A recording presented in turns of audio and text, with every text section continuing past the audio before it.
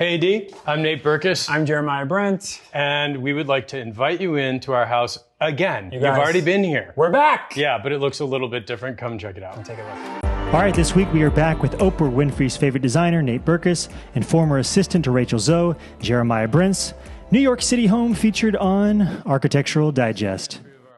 And what's different about it from when we lived here the first time is the floor and the railing. But the floor always drove us crazy. It was never the floor that we would have picked. This is the floor we always wanted. House. It's antique Spanish concrete tiles. There's I think no they're way. 200 years Previously, old. when you walked in, there was a glass railing overlooking two-story bookshelves with a living room below. Did they sheetrock the wall up? But in practicality, they're actually really durable. Huh. Or maybe, no, last time they mentioned there were 3 entrances to the home, so maybe this is a secondary entry we didn't see last time? It feels like you could be anywhere. This is nice, but I'm so confused. It's got to be a secondary entrance. To super modern.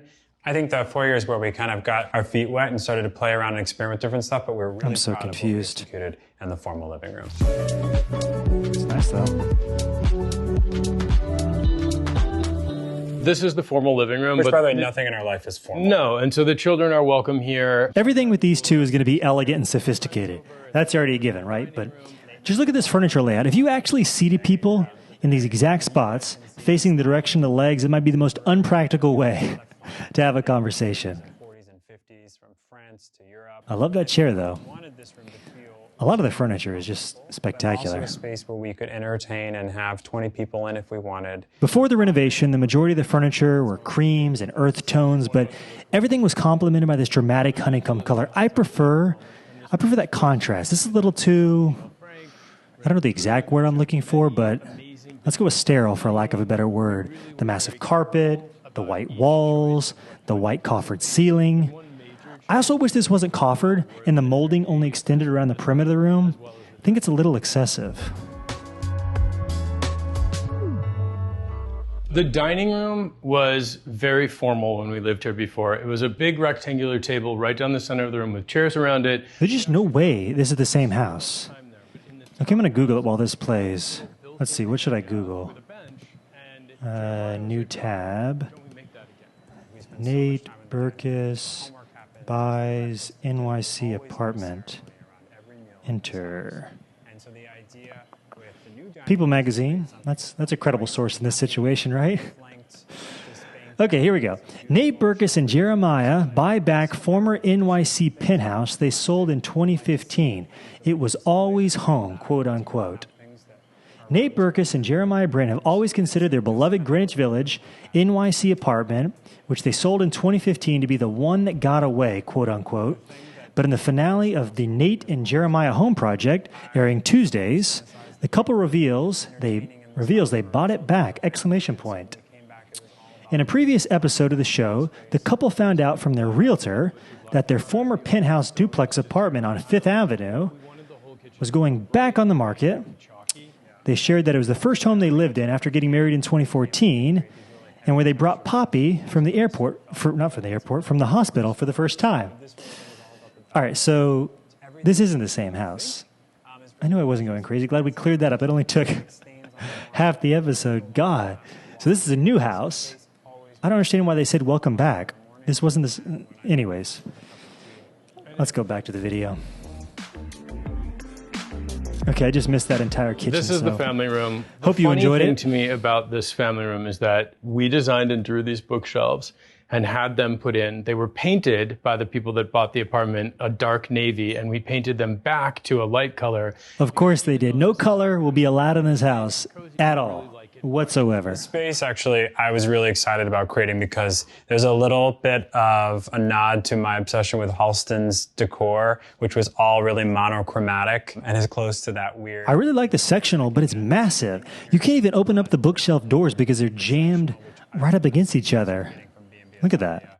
The space is really just about coming down and being together and being comfortable. I totally disagree. This house is dreary and whatever the opposite of homey is.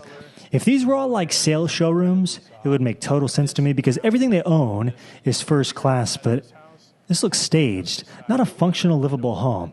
I will say, I bet it looks better in person because I think it's hard for a camera to capture these colors with the light coming in from the windows at the same time. So that's working against him. One thing that was important to us in our bedroom was to not do wall covering at all. Yeah, exactly. And no color. Yeah. I think this is a perfect example of how much we have evolved as a couple, especially aesthetically. Ugh, I hate this wallpaper. Absolutely hate it.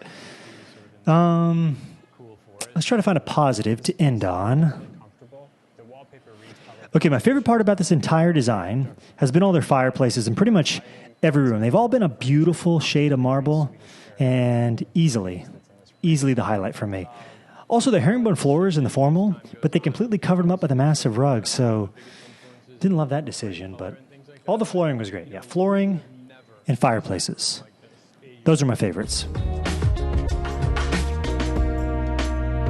So the last time that we were standing with you guys in this spot, we were holding our brand new little girl. So much of this process throughout was just feeling like we were coming back home and fitting back into our life. All right, I've seen what I needed. I'm ready to score this house. I mean, with these two, it's basically impossible to design a bad house. However, this was not my favorite, especially if you compare it to the townhouse we saw last week. If you missed it, go back and watch it after this. There wasn't a single room in this house that absolutely blew me away. This house was elegant, but the townhouse was elegant, inviting, homey. I think the word cozy was used over 50 times in the last video. So with all that being said, and still no view or outdoor space, I'm going to go with we went with an 8.1 on the last townhouse. Let's go with a 7.4 here. 7.4 stars is the score. Again, if I think I saw this in person, I'd probably adjust my score up. I got to go off what I've seen on the old YouTubes here. Let me know if you agree, disagree, love it, like it, hate it. Either way, hit the like, subscribe. I will see you on the next video. Bye. We'll see you soon. We do. Thank you. See you later. See you. Take care.